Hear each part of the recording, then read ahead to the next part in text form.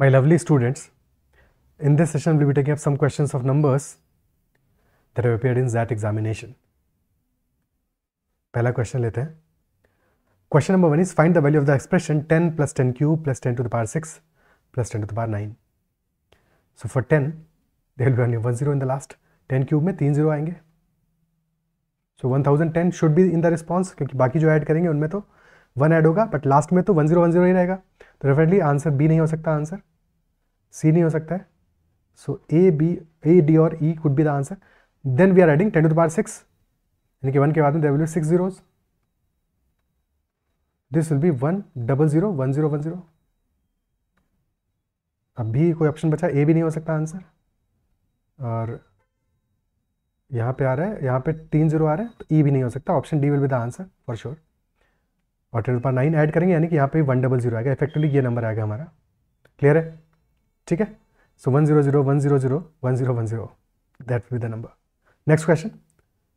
x and y are the digits at the units place of the numbers 408x and 789y, where x and y are not equal. They are not equal. That is given for sure. However, it is also given that the digit at the units place of the number 408x to the power 63 and 789y to the power 85 are the same. तो unit place का digit same है in powers के case में. So what will be the possible value of x plus y. और फिर example दिया है, example को छोड़ते हैं, यूनिट डिजिट का कॉन्सेप्ट समझते हैं थोड़ा शॉर्ट में. तो किसी भी नंबर के लिए, for example if you are multiplying 25 and 27, तो we can write 25 as 20 plus 5 and 27 as 20 plus 7. And if you multiply these two, so we know कि 20 into 20 plus 20 into 5 plus 20 into 7 plus 5 into 7, ये सारा हमारा summation आएगा total result में. But 20 into 20 क्या है? This is 4 into 100, और ये वैल्यूज हैं 10 प्लस 14, यानी 24 इंटू 10 प्लस लास्ट में आया 35. तो ये चीज़ ध्यान देना है कि ये जो हमारा टर्म है और ये टर्म है, यहाँ पे थर्ड वाले टर्म में 100 में मल्टीप्लाई हो रहा है, यानी कि डेफिनेटली इससे यूनिट डिजिट हमारा नहीं आने वाला. और इस टर्म में 10 से मल्टीप्लाई हो रहा है, तो यहाँ से भी यूनिट डिजिट नहीं आने वाला. यूनिट डिजिट सिर्फ और सिर्फ तब आता है हमारा जबकि हम यूनिट डिजिट्स को मल्टीप्लाई करते हैं. तो unit digits only depend on the unit digits of the numbers that are getting multiplied. That is first thing. जब ऐड करेंगे तो भी यूनिट डिजिट जो हमारा होगा वो यूनिट डिजिट पे ही डिपेंड करेगा. जिन यूनिट डिजिट्स को हम ऐड कर रहे हैं उन पे ही हमारा outcome of the unit digit will depend. तो सिर्फ ये चीज़ सबसे पहले याद रखनी है कि जब भी यूनिट डिजिट की हम बात करेंगे तो हमेशा most important is unit digit only for the calculation of unit digit. For example हमारा नंबर गिवन है 442 टू द पावर 5, और क्वेश्चन पूछे इसमें यूनिट डिजिट क्या होगा. तो सिर्फ हमारा मैटर करना चाहिए दिस टू विल मैटर, यानी कि इसमें यूनिट डिजिट वही होगा जो 2 की पावर 5 में यूनिट डिजिट होगा. क्लियर है? क्या ये बात समझ में आती है? तो कोई भी क्वेश्चन में कितना भी लंबा स्टेटमेंट क्यों ना दिया हो, फॉर एग्जांपल यहाँ पे हमें दिया है 408x टू द पावर 63, पर इसका यूनिट डिजिट वही होगा जो x टू द पावर 63 का यूनिट डिजिट होगा. और वही सेम यूनिट डिजिट हमें मिलेगा y टू द पावर 85 के यूनिट डिजिट में भी. तो बेसिकली क्वेश्चन हमारा 408 और 789 ये सब अननेसेसरी है, इनकी कोई जरूरत नहीं है. That is first thing. Now अगर यूनिट डिजिट में पैटर्न ऑब्जर्व करें, so for 2 to the power 1 is equal to 2 का square is equal to 4, 2 cube is equal to 8, 2 to the power 4 is equal to 16, यानी कि 2 4 8 6 ये pattern आया. और फिर 2 टू द पावर 5 से फिर से रिपीट होना चालू हो जाएगा ये same pattern. 2 then 64 then 128 then 256, यानी कि 2 4 8 6 2 4 8 6. तो there is a cyclicity of 4 की साइक्लिसिटी है, और यही साइक्लिसिटी हमको मिलेगी 2 में भी, 3 में भी, 7 में भी, 8 में भी. बाकियों में साइक्लिसिटी इससे कम की होगी. जैसे 5 में 5 का कोई पावर लोगे हमेशा यूनिट डिजिट 5 ही आएगा, या 0 का कोई पावर लोगे तो यूनिट डिजिट हमेशा 0 ही आएगा. और 9 के केस में और 4 के केस में अगर 9 का पावर ले रहे हो तो 9 का जो ऑड पावर होगा, ऑड पावर 9 का कोई भी ऑड पावर होगा, 9 to the power odd, that will be having unit digit as 9. और 9 की पावर इवन में यूनिट डिजिट होगा हमारा लास्ट में 1. ठीक है, क्विक समरी दे रहे हैं सो दैट एग्जाम के टाइम पे रिवाइज करने में काम आए. बहुत ज़्यादा इस पर डिस्कशन नहीं करना है. और 4 टू द पावर ऑड जब लोगे तो हमेशा यूनिट डिजिट में 4 आएगा. 4 की पावर 1 में भी 4 आ रहा है, तो रिमेंबर करने के लिए that is the clear concept. और 4 टू द पावर इवन होगा तो हमेशा लास्ट में 6 आएगा. और सिमिलरली जैसे हमने 5 और 0 के लिए बात किया, तो 6 के लिए भी वही सेम चीज़ है कि 6 की कोई पावर होगी हमेशा यूनिट डिजिट 6 ही आने वाला है. Is that much clear? क्या बात समझ में आती है? ठीक है. 2 3 7 और 8 में साइक्लिसिटी है हमारा 4 का. अब 2 के लिए हमने नंबर्स देख लिया. 8 के लिए ऑब्जर्व करते हैं. 8 टू द पावर 1 में 8 है, 8 टू द पावर 2 64, यानी कि 8 के बाद में 4 आया, 8 cube 512 8 4 then 2 and 8 to the power 4 will be 4096। तो 8426 का साइक्लिसिटी यहाँ पे बन रहा है। क्या बात क्लियर है? ठीक है। अब यहाँ पे एक छोटी सी चीज़ उसको और ऑब्जर्व करना कि अगर हम ऑड पावर्स में चेक करें तो 2 की ऑड पावर में 2 आ रहा है और 8 की ऑड पावर में 8 आ रहा है, और सिमिलरली 2 क्यूब में 8 आ रहा है और यहाँ पे 2 आ रहा है, यानी कि सम कितना आ रहा है? सम ऑफ दीज टू इज 10। 2 और 8 का सम भी 10 है, और जो इनका यूनिट डिजिट आ रहा है ऑड पावर्स के केस में उनका सम भी 10 ही आ रहा है। बिकॉज इस क्वेश्चन में इस प्रॉपर्टी का ही यूज किया है, इस पे ही बेस्ड क्वेश्चन पूछा है। तो क्या ये चीज ऑब्जर्व कर पा रहे हो? ठीक है, क्या ये चीज ऑब्जर्व कर पा रहे हो? यही सेम लॉजिक हमारा अप्लाई होगा 3 और 7 के केस में भी, वहां पे भी यही सेम चीज होगा। क्वेश्चन हमारा क्या कह रहा है, और जब भी साइक्लिसिटी 4 की होगी, फॉर एग्जांपल अगर हमारा नंबर होता है 2 टू द पावर 39, तो हम इसको ब्रेक कर सकते हैं 2 टू द पावर 36 जो कि 4 का मल्टीपल है प्लस 3 में, तो यूनिट डिजिट यहाँ पे वही होगा जो कि 2 के क्यूब में यूनिट डिजिट होगा। So unit digit will be equal to 8 only. Now going back to the question, question कह रहा है the digit at the units place of the numbers 408x to the power 63 and 789 to the power 85 are same, यानी कि x to the power 63 और y to the power 85 में unit digit same होगा। और 63 क्योंकि साइक्लिसिटी 4 का होगा, 4 का होगा या उससे कम का होगा, 4 के फैक्टर का होगा, कुछ केसेस में जैसे 2 का साइक्लिसिटी है, कुछ में 1 का है, बट 4 का तो हर जगह अप्लाई होगा। तो यहां से ये क्लियर है कि x जो भी हमारा यूनिट डिजिट होगा, x की पावर 63 यानी कि this is 60 plus 3 and this is y की पावर 84 प्लस 1, यानी इफेक्टिवली यहाँ पे यूनिट डिजिट क्या आएगा जो कि x के क्यूब में होगा, और इन this case this will B y, यानी कि यूनिट डिजिट हमारा y ही आ रहा है x के क्यूब में भी। क्या है बात क्लियर है? x क्यूब में भी यूनिट डिजिट हमारा y ही आ रहा है। क्या है बात क्लियर है? अब चलते हैं अपने कॉन्सेप्ट पे। तो अगर 2 के क्यूब में यूनिट डिजिट कितना आ रहा है? 8, दैट इज इक्वल टू 8, और 8 की पावर 1 में भी 8 आ रहा है, यानी कि 2 के क्यूब में और 8 की पावर 1 में यूनिट डिजिट सेम है। So these could be possible values of x and y, जहां पे कि y इज इक्वल टू 8, तो x और y का क्या केस बन रहा है यहाँ पे कि x is equal to 2, y is equal to 8। क्या है बात क्लियर है? सेकेंड केस बन सकता है कि 8 के क्यूब में देखें, 8 का क्यूब में यूनिट डिजिट इज 2, 2 की पावर 1 में भी 2 है, यानी कि 8 एंड 2 कैन ऑल्सो बी कि 2 इज इक्वल टू y और 8 हमारा x है। तो ये दोनों केसेस बन गए। दोनों ही केसेस में सम क्या आ रहा है? x plus y is equal to 10 only. By the same logic जब 3 और 7 में चेक करोगे तो वहां भी यही सेम कहानी बननी है, वहां भी यही सेम कहानी बननी है, तो वहां भी सम हमारा 10 ही आने वाला है। क्या कोई और सम पॉसिबल है? क्योंकि 2 8 3 7 की तो हमने बात कर ली, क्या किसी और केस में ये चीजें मैच करेंगी? क्या किसी और केस में ये चीजें मैच करेंगी? तो अगर 4 की पावर ऑड हमने लिया तो 4 आ रहा है, यानी कि 4 की पावर 1 में 4 आएगा, 4 की पावर 3 में 4 आएगा, 4 की पावर 2 में 6 आएगा, 4 की पावर 4 में 6 आएगा, बट ये पावर्स हमारी एक्चुअल में ऑड है, ये तो ऑड है। तो क्या 4 वाला केस बन सकता है? 4 वाला केस तो नहीं बन रहा ना फिर, तो डेफिनेटली 4 और 6 वाला केस नहीं बनेगा इस केस में। ठीक है, 5 का चेक करने की जरूरत नहीं है। 9 की बात करें या 4 की बात करें, 9 की बात करें, 9 में भी वही सेम लॉजिक है कि 9 वाला केस भी अपना बनेगा। क्या? बिकॉज इवन पावर्स में 1 आएगा हमारा, बट यहाँ पे सारी पावर्स ऑड है, तो डेफिनेटली यही 4 केसेस हमारे बनने वाले हैं, और सम हर एक केस में 10 ही आ रहा है, तो definitely answer will be option B, unit possible value of x plus y is equal to 10, option B. Is it clear? Next question, Shireen draws a circle in her courtyard. She then measures the circle's circumference and its diameter with her measuring tape and records them as 2 integers. उसने circumference measure किया और diameter को measure किया और दोनों को की values को note down किया. In that case, A and B respectively. So A is our circumference and B is the diameter. Then she finds that A and B are co-prime, यानी कि HCF जो है A और B का that is 1, कोई common factor नहीं है इनके बीच में, and their greatest common divisor is 1, that is what co-prime is. She also finds the ratio A is to B and that ratio is equal to 3.1416 1416 1416, repeating endlessly. 3.1416 that is our A by B, और 1416 पे बार लगा देते हैं क्योंकि यही repeat हो रहा है. इफ यू मल्टीप्लाई B को राइट हैंड साइड में लेके चले जाए तो this will become A is equal to 3.1416 बार B. क्लियर? अब A में से अगर हम B को सब्ट्रैक्ट करें तो A minus B will be equal to this minus B, यानी कि 1 टाइम्स B सब्ट्रैक्ट होगा तो दिस विल बिकम 2.1416 बार B. अब समहाउ ये बात का जो बार है ये हमें हटाना है, हमें इंटीजर में चीज़ें चाहिए तब तो प्रॉपर फ्रैक्शन में ले पाएंगे। क्या कर सकते हैं, if you multiply a minus B by 10,000, ठीक है, तो क्या रिजल्ट आएगा हमारा, 10,000 से इसलिए मल्टीप्लाई कर रहे हैं बिकॉज 4 डिजिट्स रिपीट हो रही हैं, 4 डिजिट्स हमारी रिपीट हो रही है, इसलिए 10,000 मल्टीप्लाई करेंगे। So this will become 10,000 times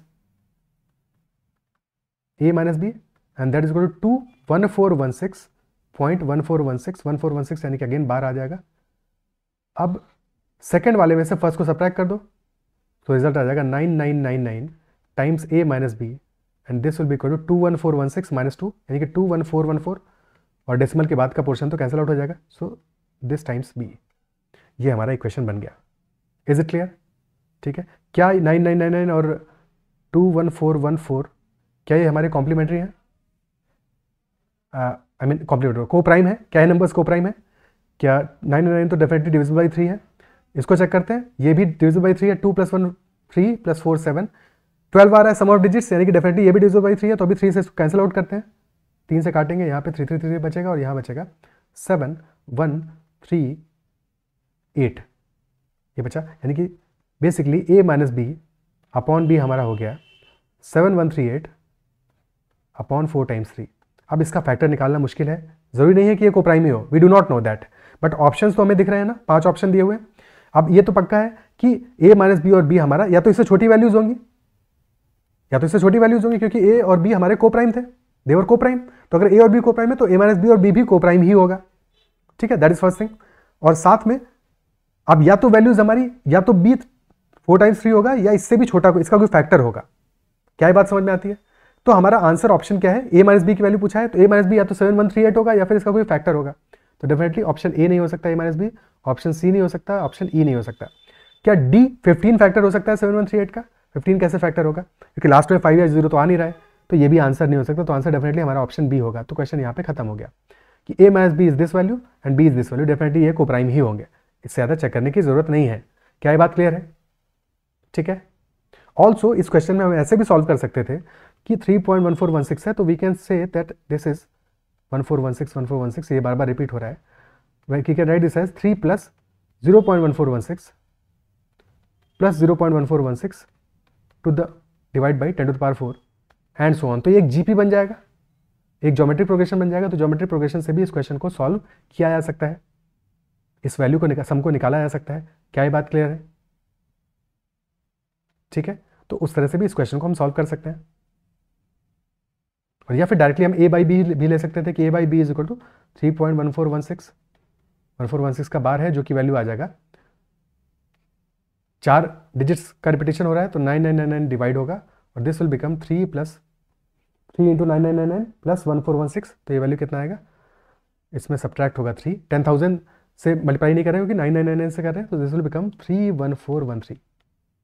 so ऐसे भी कर सकते हो, जिस भी तरह से कंफर्टेबल हो, सारे तरीके समझ में आने चाहिए। ठीक है, ज्योमेट्रिक प्रोग्रेशन वाला तरीका भी क्लियर होना चाहिए, ये तरीका। अब यहाँ पे फैक्टराइज कर लोगे, इसको फिर से सिंप्लीफाई करोगे, 3 से काटोगे, बाकी आगे कहानी जो हमने ऑलरेडी डिस्कस की। ठीक है, तो ए और बी की वैल्यूज मिल जाएंगी, a माइनस बी निकालना है, 7138 आ जाएगा आंसर। क्लियर है? ओके, ये जीपी वाला एक बार तरीका देख लेते हैं, बिकॉज इसमें मे भी शायद थोड़ा कन्फ्यूजन हो बच्चों को। ठीक है, सो 3 + 0.1416 यानी कि 1416 डिवाइडेड बाई 10⁴ प्लस अगला टर्म आएगा 1416 divided by 10⁸ and so on. तो यहाँ पे कॉमन रेशियो कितना आ रहा है, r is equal to 1/10⁴।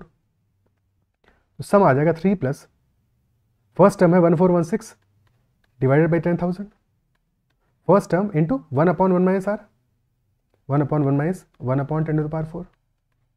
So this will become, ये वैल्यू क्या बन जाएगी, 1 - 1/10,000 यानी कि 10,000 - 1/10,000, और क्योंकि ये डिनोमिनेटर में है तो डेफिनेटली ऊपर 10,000 चला जाएगा। सो दिस विल बिकम 10,000 / 9999 और दिस मल्टीप्लाइड बाई 1416 अपॉन 10,000, तो 10,000 से 10,000 कैंसिल हो गया। सो ये वैल्यू आ गई 3 + 1416 / 4 × 9। बट ये चीज़ें अगर रैशनलाइजेशन को प्रॉपर्ली पढ़ा होगा तो वैसे भी क्लियर होना चाहिए। ठीक है, बट अगर नहीं क्लियर है तो ऐसे का सॉल्व कर सकते हो, अदरवाइज जो तरीका पहले हमने देखा उससे भी सॉल्व किया जा सकता है इस क्वेश्चन को। नेक्स्ट क्वेश्चन देखते हैं। Fatima found that the profit earned by the Bala dosa stall today is a 3 digit number. आज जो प्रॉफिट हुआ है बाला डोसा स्टॉल को वो 3 डिजिट नंबर है, एक नहीं पता क्या नंबर है बट 3 डिजिट का नंबर है। Let us say that number is ABC। She also noticed that the middle digit is half of the left most digit, यानी कि बी जो है हमारा वो ए का हाफ है, यानी ए और बी का रेशियो क्या है 2:1 का। And right most digit is 3 times the middle digit, यानी कि राइट मोस्ट डिजिट बी का 3 टाइम्स है, यानी कि बी और सी का रेशियो 1:3 का है। अभी कोई दोनों ही केसेस में 1 आ रहा था तो सीधे से हमने रेशियो लिख दिया, अदरवाइज दो अलग रेशियो लिखते फिर उनको साथ में कंबाइन करते। She then randomly interchanges the digits and obtained a different number, उसने रैंडमली डिजिट्स को इंटरचेंज किया और फिर डिफरेंट नंबर मिला। अच्छा यहाँ पे बताओ कितने नंबर पॉसिबल हो सकते हैं इस रेशियो वाले, 213 का रेशियो आ रहा है, डिजिट्स ही तो है ये, तो नंबर या तो 213 होगा या 426 होगा और या फिर 639 होगा, और तो कोई नंबर पॉसिबल नहीं है, यही 3 नंबर होंगे। फिर उसने डिजिट्स को रैंडमली इंटरचेंज किया है और एक डिफरेंट नंबर मिला उसको। This number was more than the original number by 198, more than the original number by 198, यानी कि डिजिट्स को जब उसने इंटरचेंज किया है और ये नंबर बड़ा बन रहा है, इसका मतलब क्या हुआ कि ये जो 3 है इसको 2 से रिप्लेस करोगे तब तो बड़ा नंबर बनेगा, अगर 1 को रिप्लेस कर दोगे फर्स्ट प्लेस पे तब तो प्रॉब्लम हो जाएगा। तो यानी कि नंबर हमारा क्या हो सकता है, दिस कुड बी 312 और 321, बट प्रॉब्लम ये है 312 या 321 होता तो 198 का डिफरेंस नहीं आता, यहाँ पे तो डिफरेंस 100 के आसपास आ रहा है, तो डेफिनेटली ये हमारा नंबर नहीं हो सकता। सेकंड केस, जबकि 4 को 6 से स्वैप किया हमने तो नंबर हो सकता है 624 या 642, क्या यहाँ पे डिफरेंस आ रहा है हमारा 624 और 198 का डिफरेंस आ रहा है, 648 में नहीं आ रहा है, तो definitely this could be a possibility कि 426 हमारा एक नंबर हो, this is possible. Third case है 639 हो, डिजिट्स को जब रिप्लेस करोगे तो नंबर आ जाएगा हमारा 936 या 963, और दोनों ही केसेस में हमारा जो डिफरेंस आ रहा है दैट इज अराउंड 300 के आसपास की वैल्यू आ रही है, तो यहाँ भी कंडीशन सेटिस्फाई नहीं कर रहा है, तो इससे डेफिनेट है कि हमारा एक ही सॉल्यूशन आएगा, that is the number is 426। और क्वेश्चन क्या पूछ रहा है, middle digit of the profit amount, तो प्रॉफिट अगर हमारा 426 है तो मिडिल डिजिट 2 है, option A is the answer. Very easy question, very easy question, कुछ बहुत ज़्यादा कैलकुलेशन नहीं करना है, very doable question, isn't it so? ठीक है, एग्जाम में ऐसे क्वेश्चन को कभी भी छोड़ के नहीं आना है, हमें आइडेंटिफाई करना है और इनको जरूर सॉल्व करना है, इनके नंबर्स को जरूर लेना है हमें। ठीक है, नेक्स्ट क्वेश्चन करते हैं। Next is Nadeem's age is a 2 digit number x squaring which yields a 3 digit number. एक 2 डिजिट का नंबर है x हमारा, जिसको स्क्वायर करोगे तो 3 डिजिट का नंबर मिलेगा, और उस 3 डिजिट के नंबर की लास्ट डिजिट है y। ओके, इसके बाद में डेटा सफिशिएंसी का क्वेश्चन है। पहले तो जो इन्फॉर्मेशन गिवन है उसके बारे में बात करते हैं। अगर हम 10 का स्क्वायर करें, 10 सबसे छोटा 2 डिजिट नंबर है, 10 का स्क्वायर आ जाएगा 100, यानी कि किसी भी 2 डिजिट के नंबर को स्क्वायर करोगे तो मिनिमम 3 डिजिट तो मिलने ही वाली है, ये तो पक्की बात है, ऑब्वियसली ये बात तो समझ में भी आनी चाहिए। अब हमें ऐसे ही नंबर्स चाहिए 2 डिजिट के जिनका कि स्क्वायर करने पे 3 डिजिट का नंबर मिले। तो सबसे बड़ा ऐसा नंबर कौन सा होगा, 30 का स्क्वायर करेंगे तो 900 आएगा, 31 का स्क्वायर करेंगे तो 961 आएगा, बट 32 का स्क्वायर 1024 है, यानी कि ये नंबर नहीं चाहिए। तो हमें 10 से लेकर 31 के बीच के नंबर चाहिए, यानी कि x हमारा could be any value between 10 and 31। तो ऑलरेडी जो हमें क्वेश्चन दिया है बिना स्टेटमेंट के, वहां से भी इतना तो पता चल रहा है कि x हमारा 10 से 31 के बीच में है। क्लियर है? y क्या हो सकता है, y क्योंकि स्क्वायर में यूनिट डिजिट में आ रहा है तो y क्या हो सकता है, किसी भी स्क्वायर में यूनिट डिजिट में y आ रहा है तो y कैन बी 0, 0 तो हो सकता है, 1 भी हो सकता है क्योंकि स्क्वायर में 0 या 1 आ सकता है, 2 नहीं हो सकता बिकॉज कभी भी जब किसी नंबर का स्क्वायर करोगे तो यूनिट डिजिट में 2 नहीं आएगा, 3 भी नहीं हो सकता है, 4 हो सकता है, 5 हो सकता है, 6 भी हो सकता है, 7 भी नहीं हो सकता, 8 भी नहीं हो पाएगा, स्क्वायर में 8 नहीं आएगा, स्क्वायर में 4 आ सकता है इवन में। ठीक है, ठीक है, 4 आएगा। देन 9, क्या 9 हो सकता है, हाँ 9 हो सकता है, 3 का स्क्वायर ही 9 होता है तो 9 भी हो सकता है। तो ये हमारे केसेस बने, या तो 0 आएगा या 1 आएगा, और 4, 5, 6 और 9, यही पॉसिबल केसेस है। क्लियर? तो इनमें से ही कोई एक नंबर होगा हमारा y, बट ये 6 नंबर्स हैं तो डेफिनेटली अभी हम इससे डिड्यूस तो नहीं कर सकते अपने आंसर को, बिकॉज हमें डिटरमाइन करना है नदीम की एज यूनिकली, बिल्कुल भी पता नहीं कर सकते, अभी तो y ही पता नहीं कर पाए हम। फर्स्ट स्टेटमेंट कह रहा है y is a prime number, first statement is saying y is a prime number, तो इनमें से कौन कौन सा प्राइम नंबर है, 5 is a prime number,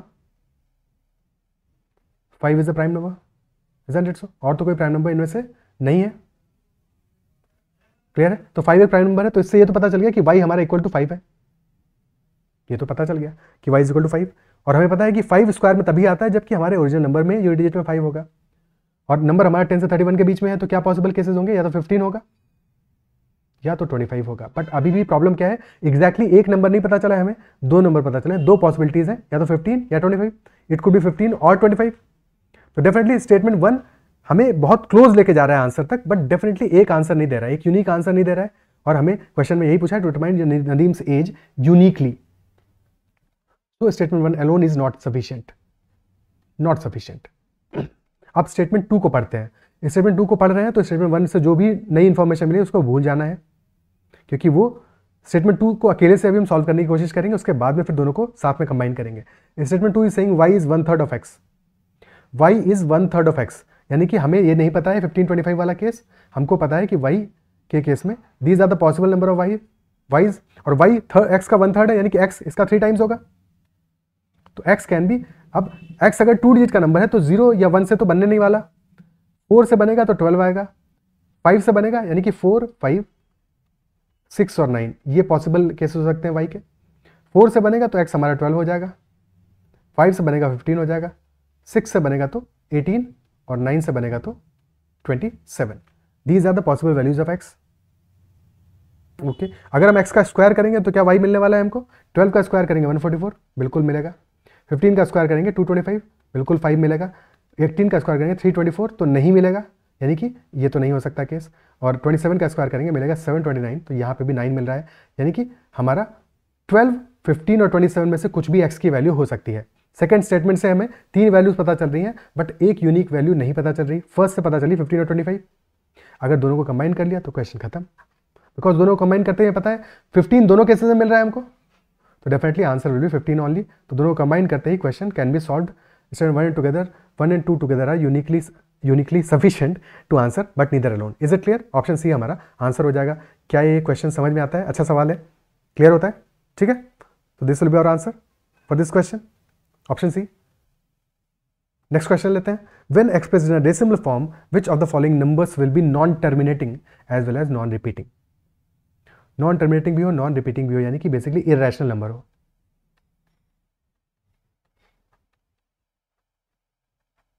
decimal form में नॉन टर्मिनेटिंग नॉन रिपीटिंग, तो इररेशनल नंबर होगा, क्योंकि रैशनल होता तो या तो टर्मिनेट करता या रिपीट करता, तो रिपीट करता तो भी फ्रैक्शन पार्ट में p/q फॉर्म में हम इसको कन्वर्ट कर पाते। इनमें से कोई एक ही ऐसा आंसर ऑप्शन है हमारा, चेक करते हैं सबको 1 by 1। फर्स्ट है हमारा π/2, पाई तो इररेशनल है बट π/2 इंटू 1/π प्लस 1 माइनस π/2, तो this will become π/2 into 1/π, this will become 1/2 plus π/2 minus π/2, यानी π/2 तो कट गया, कैंसिल आउट हो गया, 1/2 बचा। 1/2 इज ऑब्वियसली इररेशनल नंबर, तो ये तो आंसर नहीं हो सकता। ऑप्शन बी है sign square 1 degree, sign square 2 degree, sine square 3 degree till sign square 89 degree. Okay, so sine of theta 1 से लेकर 89 तक की वैल्यूज दी हैं। अगर हमें साइन ऑफ 90 माइनस थीटा दिया हो तो can we say that sine of 90 minus theta is equal to cos theta? Can we say that? Definitely we can. तो साइन स्क्वायर 1 दिया है और साइन स्क्वायर 89 दिया है, can we say that sine of 89 is sine of 90 minus 1 का square, और ये हो जाएगा हमारा कॉस ऑफ 1 यानी कि कॉस स्क्वायर 1। तो sine square 1 plus cos square 1 क्या होगा? That will be equal to 1 only. Sine square 1 plus cos square 1 1 हो जाएगा, sine square 2 plus cos square 2 1 हो जाएगा। ऐसे ही हमारे 244 पेयर्स बन जाएंगे, बट टोटल 89 वैल्यूज हैं, 44 पेयर्स तो बन जाएंगे, यानी कि 44 वैल्यू आ जाएगा हमारा 1 + 1 + 1, बट एक बचेगा बेचारा जिसका पेयर नहीं बनेगा, that will B sine square 45 degree, और साइन ऑफ 45 इज 1/√2, तो साइन स्क्वायर 45 हो जाएगा 1/2।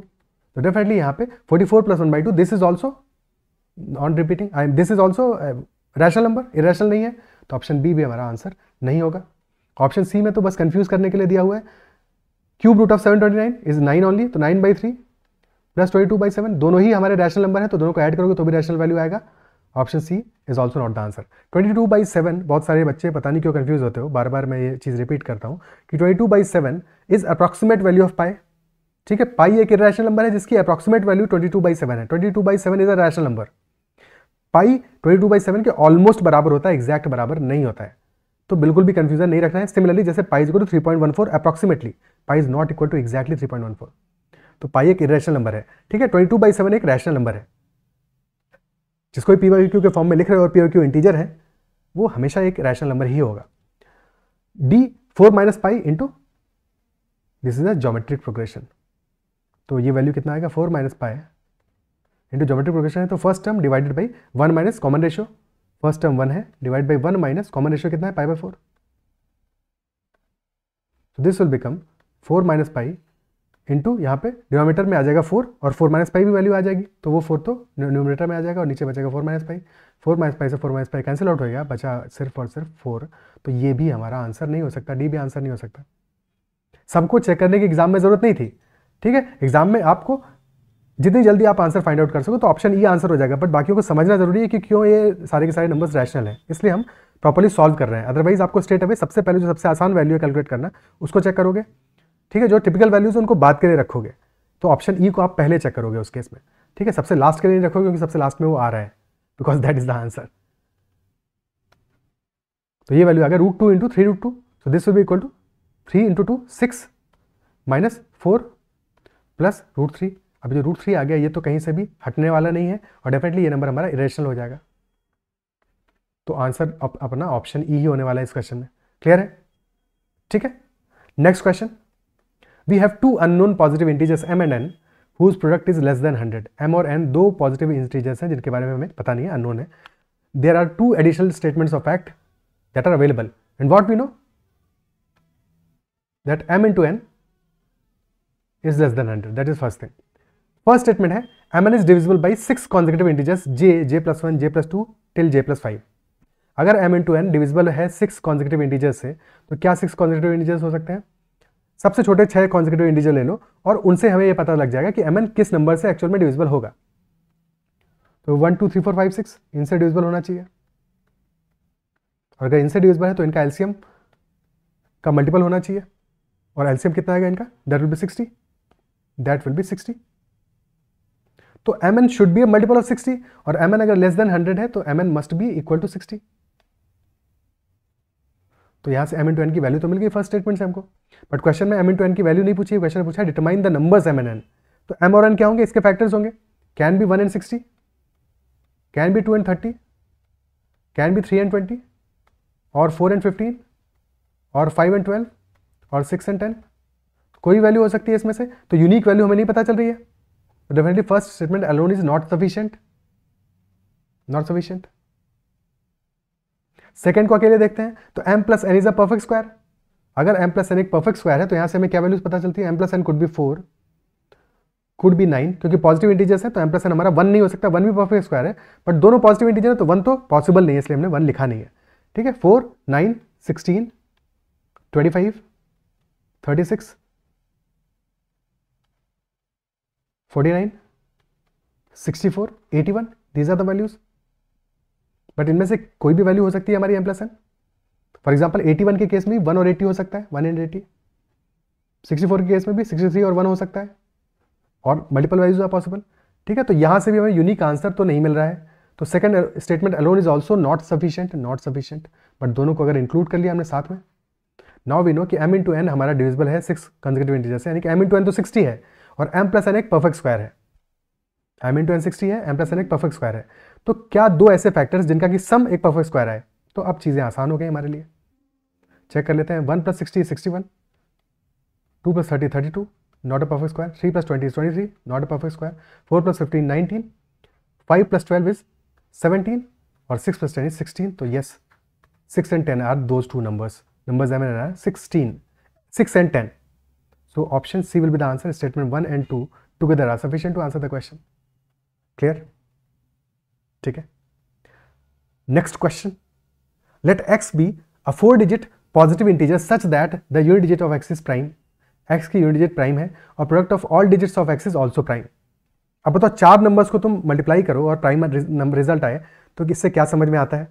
If you are multiplying 4 numbers and result is a prime number, then what do you think about it? That means that 3 of them should be equal to 1, तभी ऐसा possible है, otherwise composite number हो जाएगा। So this is clearly hinting कि जो unit digit है वो तो x है, वो तो एक प्राइम नंबर है, बट बाकी नंबर्स हमारे 1 है। यानी कि बेसिकली नंबर का फॉर्मेट क्या होगा, 1 1 1 और लास्ट में आएगा प्राइम। कितने प्राइम नंबर्स होंगे हमारे डिजिट्स, 2 3 5 एंड 7, और तो कोई प्राइम नंबर सिंगल डिजिट है नहीं। तो यानी कि नंबर्स हमारे क्या क्या हो सकते हैं, 1 1 1 2, 1 1 1 3, 1 1 1 5 एंड 1 1 1 7। दो यहाँ पे हमें कुछ और नहीं करना, हमें बस इतना पता लगाना था कितने ऐसे नंबर्स होंगे। Total 4 such numbers are possible, 4 such integers are possible. तो option A will be our answer in this case. Is it clear? ठीक है। So these are all the questions of number system that we have discussed in this session, miscellaneous questions of all the types. ठीक है, तो number system का topic इसके साथ complete होता है। जो भी क्वेश्चंस प्रीवियस ईयर्स में आए वो हमने डिस्कस कर लिए हैं एग्जॉस्टिवली और प्रॉपर्ली। अगर बाकी सेशंस आपने नहीं देखे हैं तो उनको चेकआउट कर लेना है इसके बाद में। अगर सेशन पसंद आए तो उसको लाइक जरूर करना है, और अगर अब तक चैनल को सब्सक्राइब नहीं किया है तो जरूर कर लीजिएगा। पीएनसी का सेशन भी मैंने अभी अपलोड किया है, लॉगरिदम का भी अपलोड किया है, तो अगर उनको अभी तक चेक नहीं किया है तो जरूर देख लेना।